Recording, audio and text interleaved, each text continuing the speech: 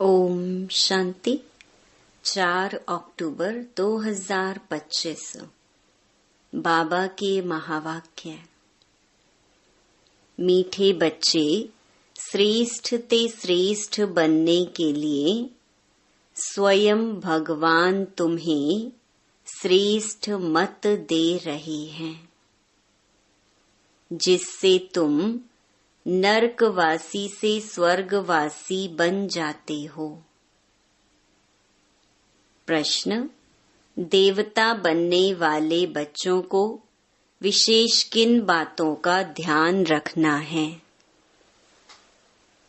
उत्तर: कभी कोई बात में रूठना नहीं, शक्ल मुर्दे जैसी नहीं करनी है, किसी को भी दुख नहीं देना है। देवता बनना है तो मुख से सदैव फूल निकले। अगर कांटे व पत्थर निकलते हैं तो पत्थर के पत्थर ठहरे। गुण बहुत अच्छे धारण करने हैं। यहाँ ही सर्वगुण संपन्न बनना है। सजा खाएंगे तो फिर पद अच्छा नहीं मिलेगा। ओम शांति।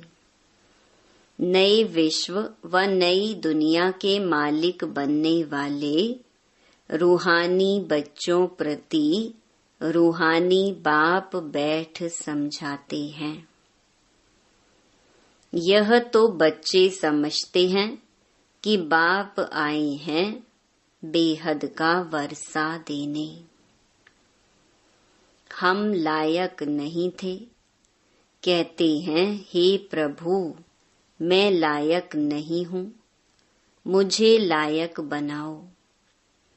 बाप बच्चों को समझाते हैं तुम मनुष्य तो हो, यह देवताएं भी मनुष्य हैं, परंतु इनमें दैवी गुण है। इन्हों को सच्चा सच्चा मनुष्य कहेंगे। मनुष्यों में आसुरी गुण होते हैं तो चलन जानवरों में सल हो जाती है। दैवी गुण नहीं है तो उसको आसुरी गुण कहा जाता है। अब फिर बाप आकर तुमको श्रेष्ठ देवता बनाते हैं।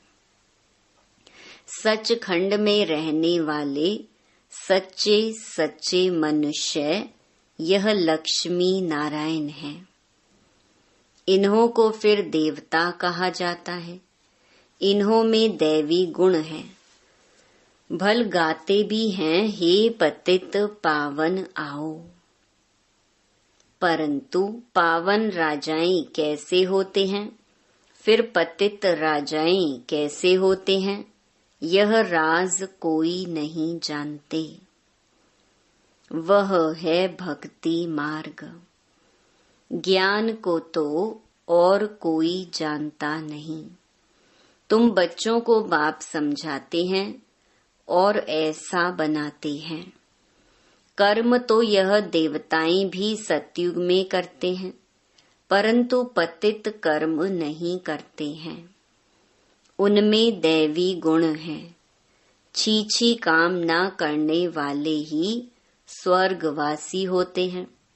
नरकवासी से माया छीछी काम कराती है।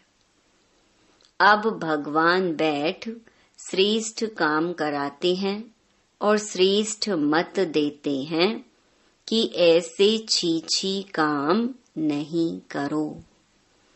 श्रेष्ठ ते श्रेष्ठ बनने के लिए श्रेष्ठ ते श्रेष्ठ मत देते हैं। देवताएं श्रेष्ठ है ना, रहते भी हैं नई दुनिया स्वर्ग में। यह भी तुम्हारे में नंबरवार पुरुषार्थ अनुसार जानते हैं। इसीलिए माला भी बनती है 8 की व 108 की करके 16,108 की भी कहें, वह भी क्या हुआ।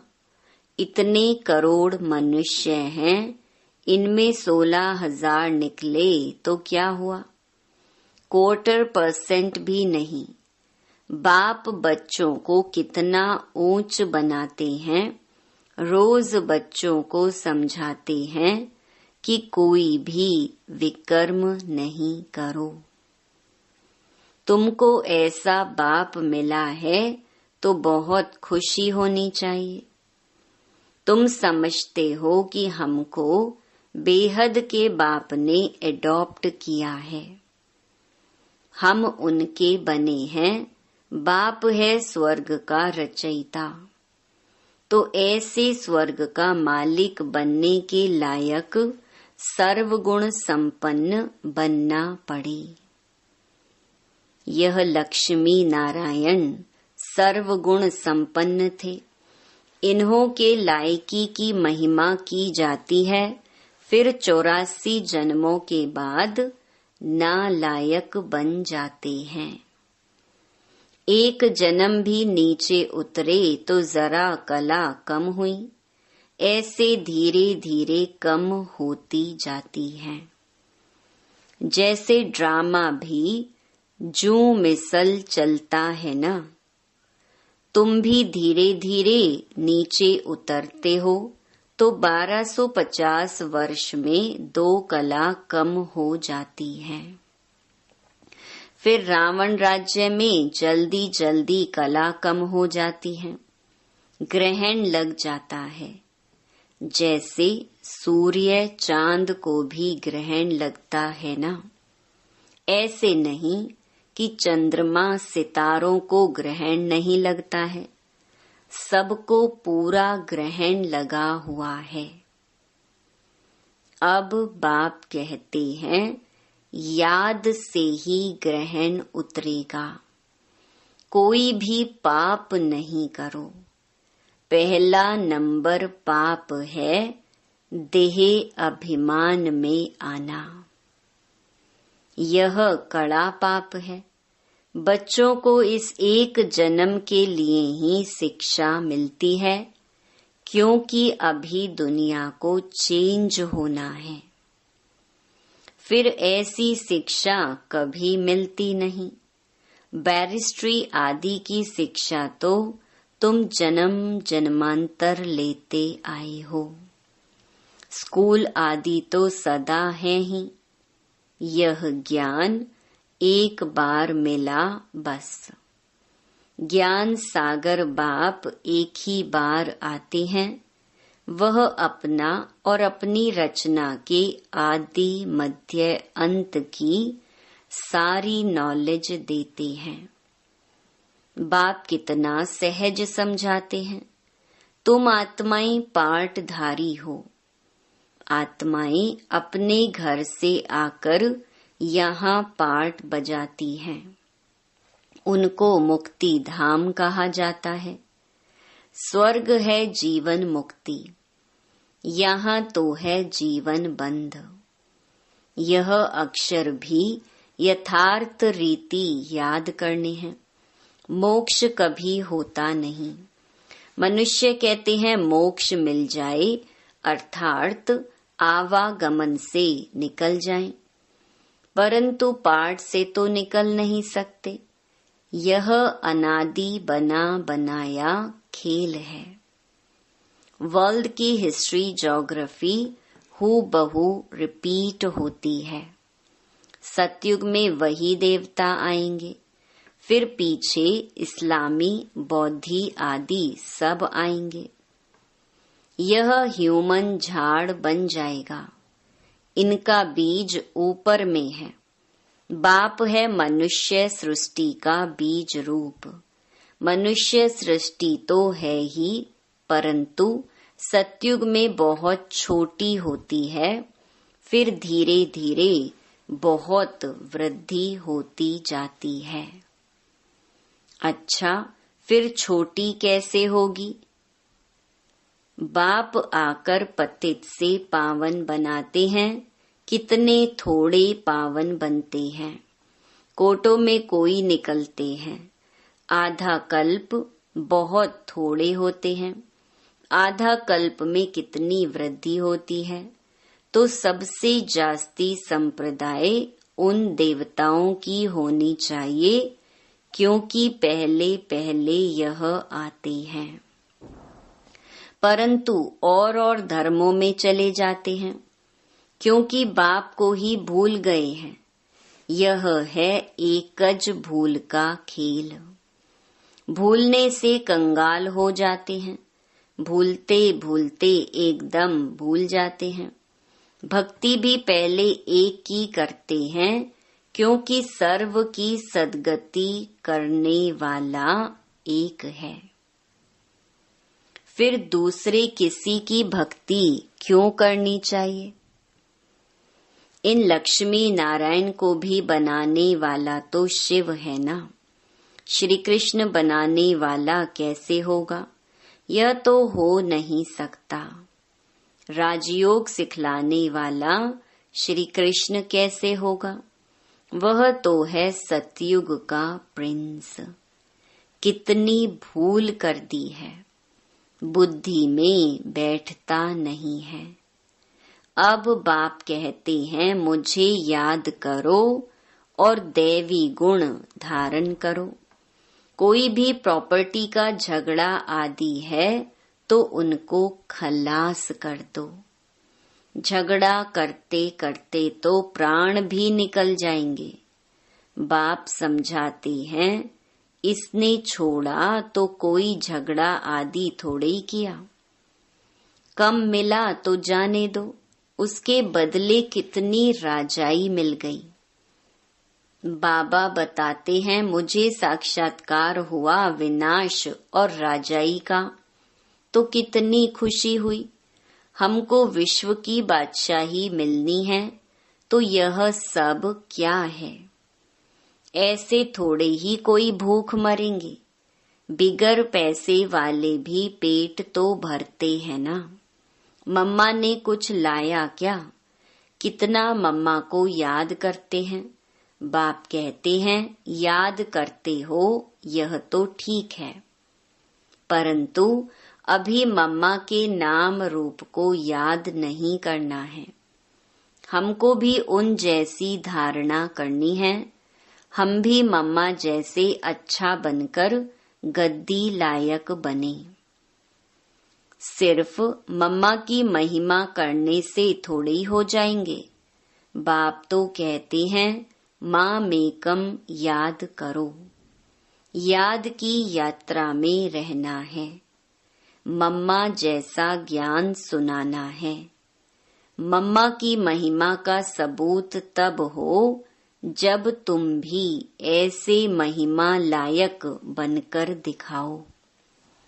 सिर्फ मम्मा मम्मा कहने से पेट नहीं भरेगा, और ही पेट पीठ से लग जाएगा।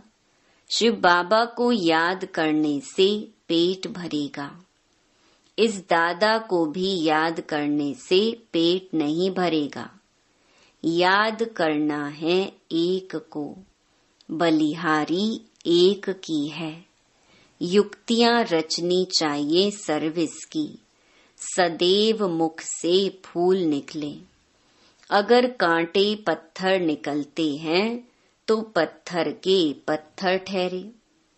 गुण बहुत अच्छे धारण करने हैं। तुमको यहाँ सर्वगुण संपन्न बनना है। सजा खाएंगे तो फिर पद अच्छा नहीं मिलेगा। यहाँ बच्चे आते हैं बाप से डायरेक्ट सुनने। यहाँ ताजा ताजा नशा बाबा चढ़ाते हैं। सेंटर पर नशा चढ़ता है, फिर घर गए संबंधी आदि देखे तो खलास।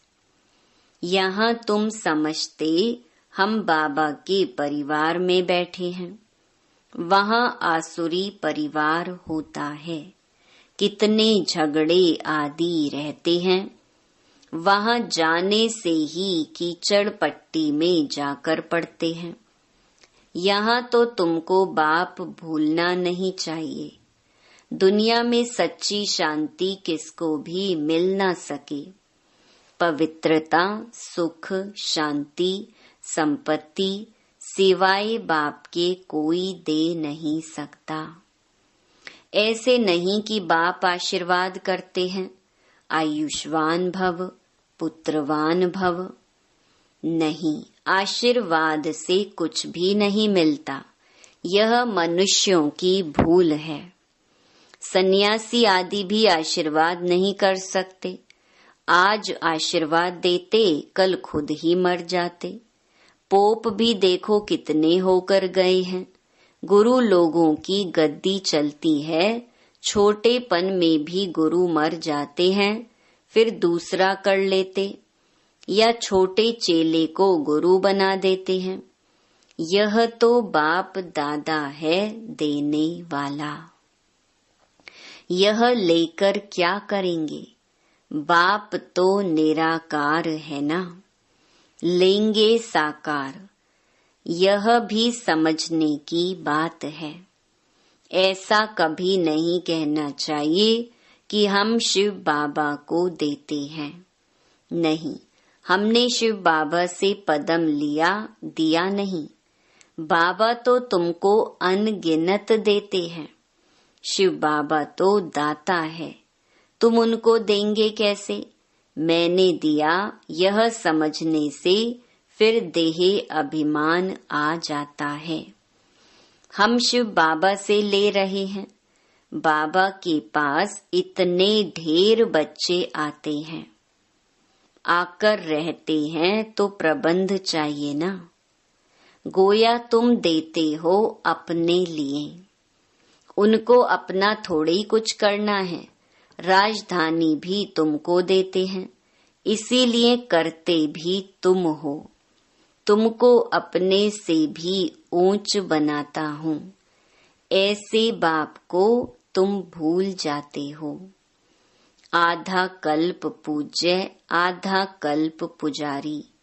पूज्य बनने से तुम सुख धाम के मालिक बनते हो, फिर पुजारी बनने से दुख धाम के मालिक बन जाते हो। यह भी किसको पता नहीं कि बाप कब आकर स्वर्ग की स्थापना करते हैं। इन बातों को तुम संगम युगी ब्राह्मण ही जानते हो।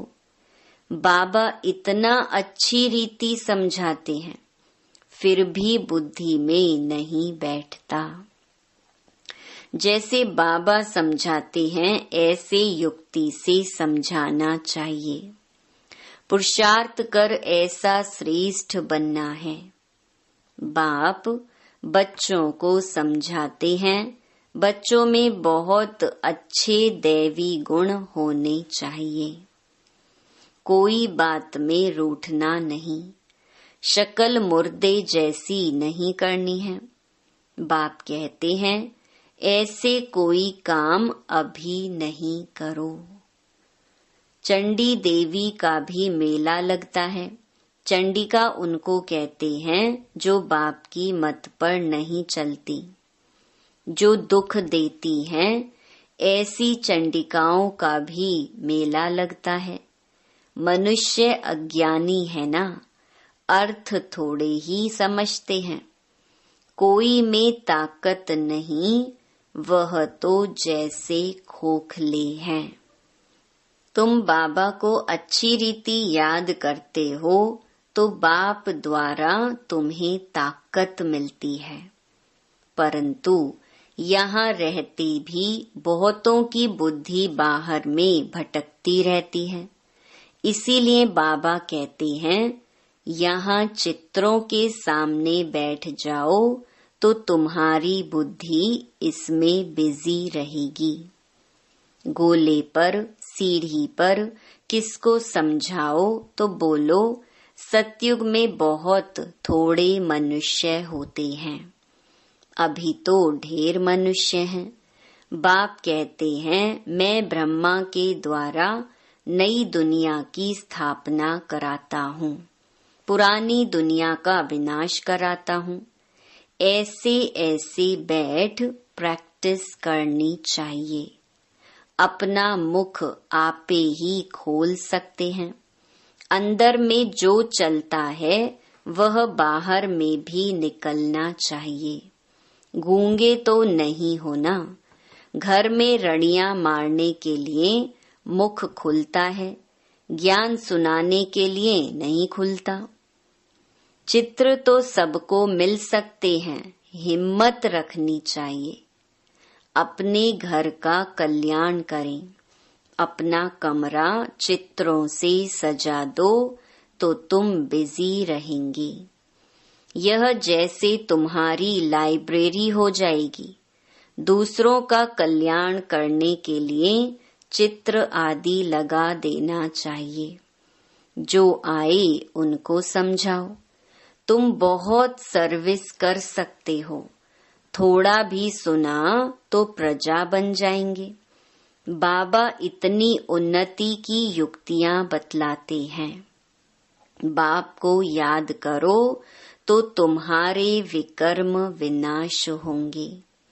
बाकी गंगा में जाकर एकदम डूब जाओ तो भी विकर्म विनाश नहीं होंगे।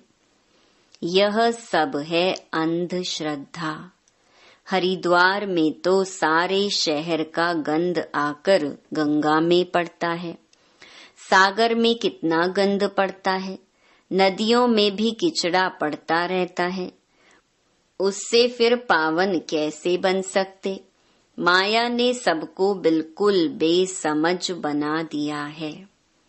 बाप बच्चों को ही कहते हैं कि मुझे याद करो। तुम्हारी आत्मा बुलाती है ना, हे पतित पावन आओ। वह तुम्हारे शरीर का लौकिक बाप तो है। पतित पावन एक ही बाप है। अभी हम उस पावन बनाने वाले बाप को याद करते हैं। जीवन मुक्ति दाता एक ही है, दूसरा ना कोई। इतनी सहज बात का अर्थ भी कोई समझते नहीं। अच्छा, मीठे मीठे सिकिलधे बच्चों प्रति मात पिता बाप दादा का याद प्यार और गुड मॉर्निंग।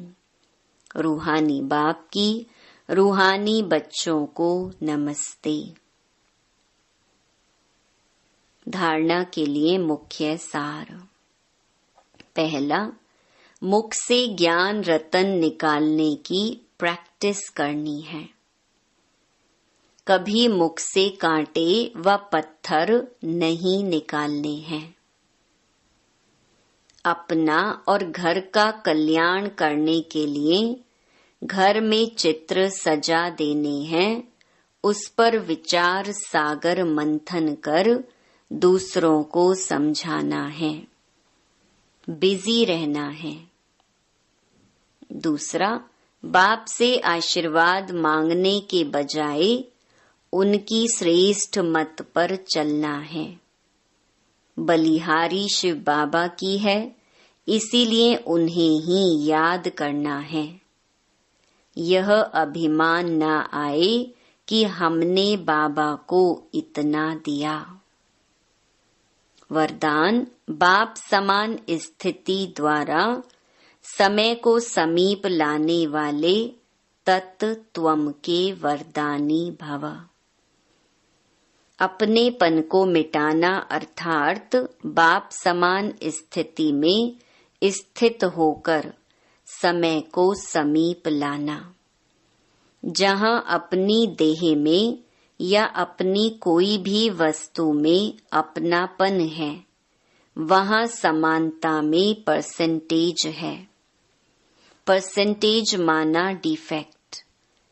ऐसे डिफेक्ट वाला कभी परफेक्ट नहीं बन सकता। परफेक्ट बनने के लिए बाप के लव में सदा लवलीन रहो। सदा लव में लवलीन रहने से सहज ही औरों को भी आप समान व बाप समान बना सकेंगे। बाप दादा अपने लवली और लवलीन रहने वाले बच्चों को सदा तत्त्वम का वरदान देते हैं। स्लोगन, एक दो के विचारों को रिगार्ड दो तो स्वयं का रिकॉर्ड अच्छा बन जाएगा। अव्यक्त इशारे स्वयं और सर्व के प्रति मनसा द्वारा योग की शक्तियों का प्रयोग करो। मनसा सेवा के लिए मन बुद्धि व्यर्थ सोचने से मुक्त होना चाहिए। मन मनाभव के मंत्र का सहज स्वरूप होना चाहिए। जिन श्रेष्ठ आत्माओं की मनसा अर्थात संकल्प श्रेष्ठ और शक्तिशाली है, शुभ भावना शुभ कामना वाले हैं, वह मनसा द्वारा शक्तियों का दान दे सकते हैं। अच्छा, ओम शांति।